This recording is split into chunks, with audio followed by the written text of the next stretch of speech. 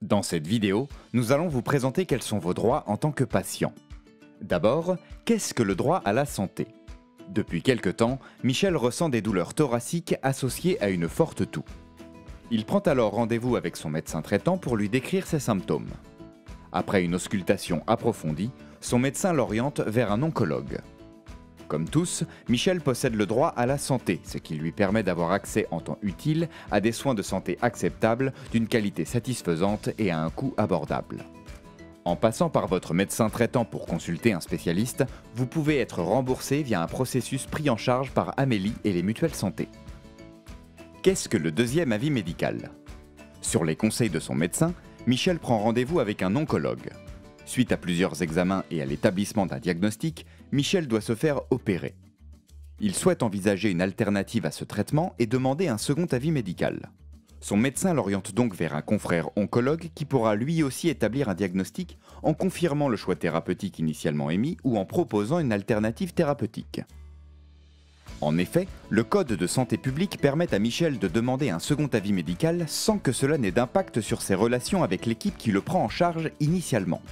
Dans certains cas, votre médecin peut directement vous réorienter s'il estime qu'un deuxième avis médical est nécessaire. Qu'est-ce que l'accès au dossier médical?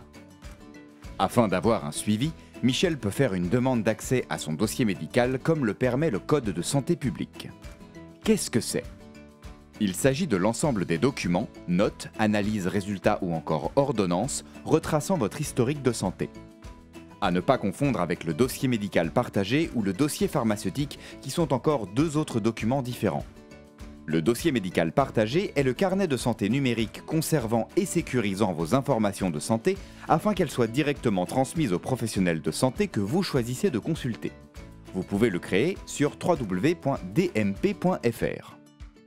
Celui-ci se différencie du dossier pharmaceutique qui liste tous les médicaments délivrés au cours des 4 derniers mois, qu'ils soient prescrits par le médecin ou conseillés par le pharmacien pour faciliter la coordination entre professionnels de santé. À qui peut-on demander l'accès au dossier médical? Seules les personnes habilitées sont autorisées à demander le dossier médical, comme la personne titulaire du dossier, l'ayant droit en cas de décès de la personne concernée, le titulaire de l'autorité parentale, le tuteur ou le médecin désigné comme intermédiaire. Où faire sa demande? Auprès de l'établissement de soins vous prenant en charge, comme au cabinet de votre médecin traitant, à l'hôpital ou encore dans les centres spécialisés. Le dossier médical peut être consulté sur place avec remise en main propre d'une copie ou bien envoyé par courrier ou email. Les frais de copie sont à la charge du demandeur. Quelles sont les informations communicables? Chacun a un droit d'accès à un certain nombre d'informations concernant sa santé. Dans votre dossier médical, vous trouverez par exemple les données qui ont contribué à l'élaboration du diagnostic, des traitements et des résultats d'examen.